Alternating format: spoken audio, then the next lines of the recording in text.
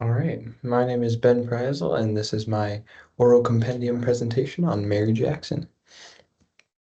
So, starting off, Mary Jackson was born in Hampton, Virginia in 1921. Uh, she attended school at Hampton University and received two bachelor degrees there, the first in math and the second in physics. She then left Hampton, Virginia to start her career as a school teacher in a segregated school in Maryland. In between the school teaching job and this, she had many, many jobs, but she eventually found her way back to Hampton, Virginia, joining NACA, which was NASA's predecessor. Joined in 1951 as a computer, and in that position, she basically did what we'd rely on an actual computer machine today to do, completing basic math problems for engineers. She quickly rose through the few ranks that were available to her as a computer before wanting to expand her career and become a engineer.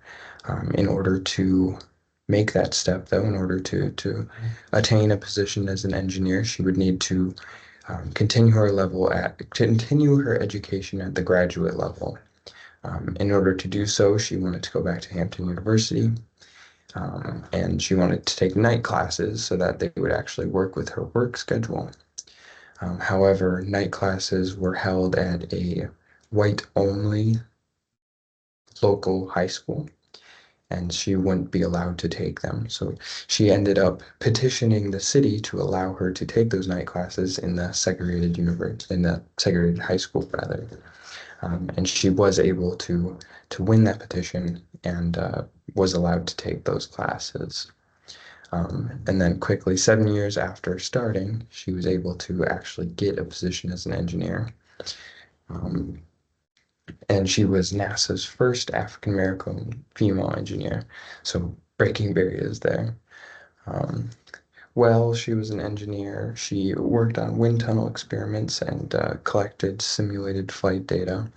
And I won't really pretend to know all that she worked on and researched, but she co-authored many, many reports on aerodynamics and airflow, and she kind of pioneered our understanding of airflow that's happening around an aircraft during flight, which I imagine is pretty useful information to have when you're actually designing an aircraft. So very, very useful data there.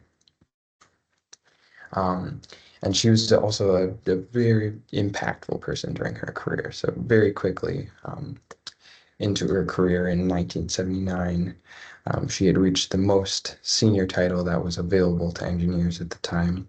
Um, and during her time, even as an engineer, she was helping to develop programs and outside of NASA, even encourage minorities and women to join STEM careers and to get educated and all of these great things. But after she reached that highest position that was available to her, she actually voluntarily took a demotion in order to uh, administer NASA's equal opportunity specialist position. That's where she went to. And she was there able to even further promote diversity and mentor, young women, minorities, encouraging them to pursue STEM careers. And that's both inside and out of NASA. She was doing that.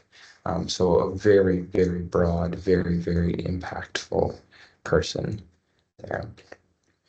Um, and a legacy she left behind. She retired in 1985, which is after 6 years in that position, and she died 20 years after that in 2005.